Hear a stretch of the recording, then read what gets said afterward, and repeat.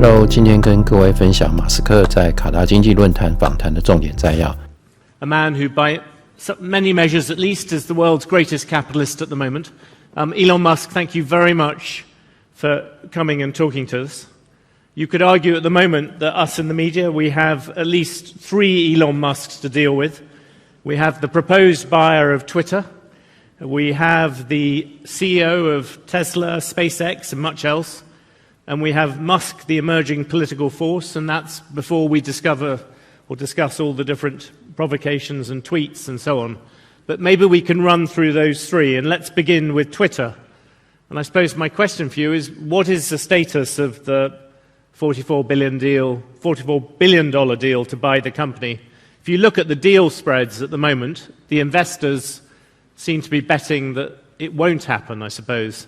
And right here you have the Qataris, who are amongst your backers.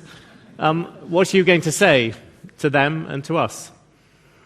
Well, first of all, I'd like to say,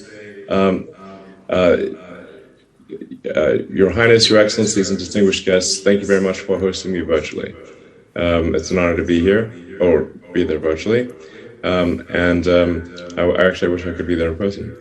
So with respect to the Twitter transaction, there's a limit to what I can say publicly, given that it is somewhat of a sensitive matter.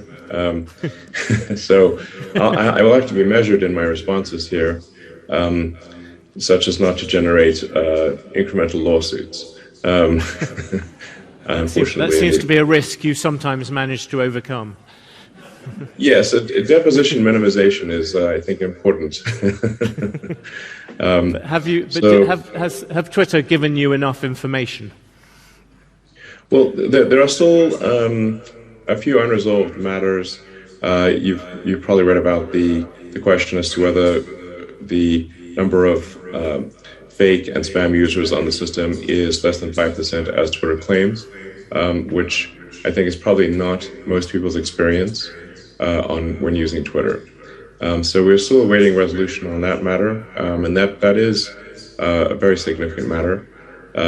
So we're awaiting resolution on that. And then, of course, there is the question of will the debt portion of the round come together, and then will the shareholders vote in favor? So I think those are the 3 things that stand in the that need to be resolved before the transaction can complete.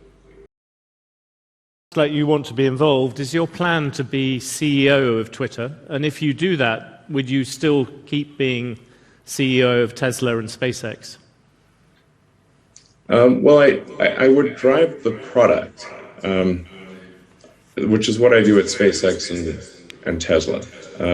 So I drive the product and technology. Whether I'm called the CEO or something else is much less important than my ability to drive the product in the right direction.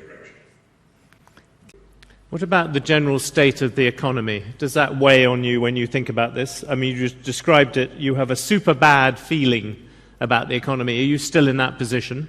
I just said to you earlier, Joe Biden has just come out and said that a recession in America is not inevitable. How do you feel about the economy? Well, I think a recession is inevitable at some point. As to whether there is a recession in the near term, I think that is more likely than not. It certainly isn't. It's not a certainty, but it appears more likely than not. And what do you think? 觉得有收获的朋友，请记得按赞、订阅、开启小铃铛。 Where do you see competition coming from? Do you see it coming from the old car makers coming back at you? I just saw a forecast that maybe in a couple of years' time, Volkswagen would be bigger than you in electric cars. Or do you see it coming from new places? Do you believe that or not? I believe that forecast was from you. Yes, it was, yeah. And do you agree with that? I would not agree with that forecast, no. Do you see people like Volkswagen and General Motors and people like that as the opponents, or do you see people like China, the new Chinese companies? Where do you see the most vibrant competition in electric cars? I have to say that I am very impressed with the companies, the car companies in China, and just in general with companies in China. I think they're extremely competitive. hardworking, and smart. And I think there's going to be just a massive wave of Chinese products going out into the world. There already are, but for example, I think almost all the iPhones are made in China by contract manufacturers for Apple. But I think we'll see just a large wave of products being exported from China in many industries. In electric cars, do they have an advantage at all? Yeah. Yeah, no, I do think, well, I should say from a Tesla perspective, we don't really think about other competitors. Our constraints are much more in raw materials and being able to scale up production. So our constraints are not imposed upon us by competitors, but rather just imposed upon us by the realities of the supply chain and building up manufacturing capacity. So, I mean, as anyone knows who has tried to order a Tesla, the demand for our cars is extremely high and the wait list is long. So and this is not intentional. We are increasing production capacity as fast as humanly possible. So so like I said, we really don't think about competition at all. We just think about how do we address the limiting factors in the supply chain and in our own industrial capacity. Basically, we need to build the factories faster, and then we need to look ahead to whatever the choke points are in the whole lithium-ion battery supply chain, from mining and refining to cathode and anode production and cell formation. Issue about the layoffs. I think you said initially that Tesla 10% of the workforce would be cut, then 10% of salaried would be cut, then salaried would stay flat and overall headcount would go up. What is the number? I know there's already, I think, been a lawsuit about the 10%. Is 10% the goal to reduce the workforce, or what is the number that we should think about? Tesla is reducing the salaried workforce by roughly 10% over the next probably 3 months or so.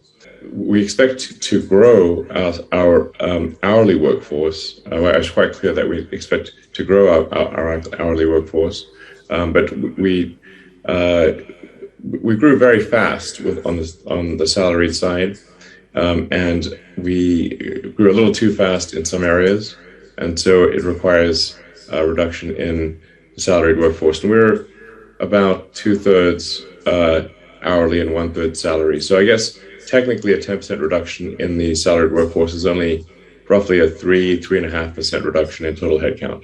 I think that number is important legally, isn't it? Because I think people are trying to say if you're going to lay off 10% of your workforce, you have, even in America, to make an announcement about that. We did make an announcement.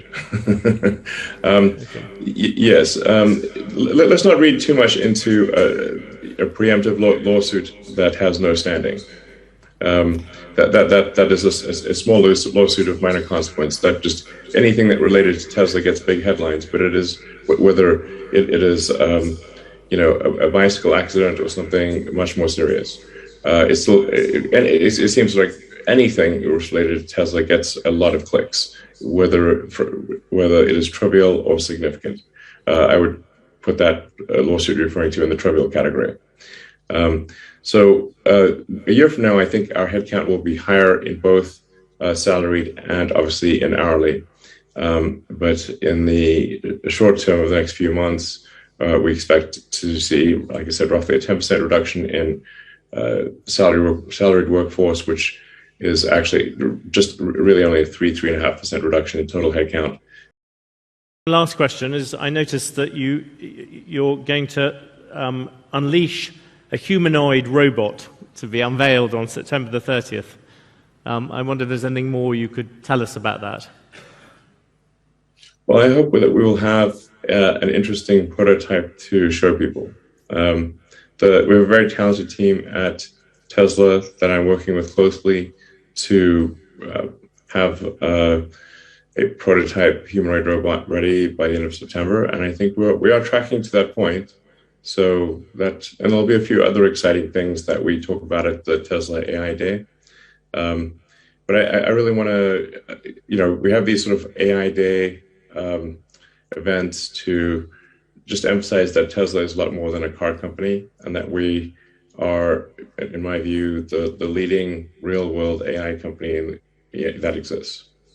Did you see at all the drama about the at Google, where people, at least one engineer, thought that what was happening in terms of their AI machinery was closer to human thought than had been seen before, and quite worrying, had a personality. Is that something that you think about at all, or you worry about? I think we should be concerned about AI, and I've said for a long time that I think there ought to be an AI regulatory agency that oversees artificial intelligence for the public good. And I think just as there's anything where there is a risk to the public, whether that's the Food and Drug Administration or Federal Aviation Administration, Federal Communications Commission, where there is a public risk or public good at stake, it's good to have sort of a government referee and a regulatory body. And I think we should have that for AI, and we don't currently. And that would be my recommendation. Elon Musk, you've been incredibly kind with your time, not least because I think it's 3 a.m. in the morning in New York. It's been a heroic performance. Thank you very much for talking to the Qatar Economic Forum and talking to Bloomberg. Thank you. You're most welcome. Thanks for having me.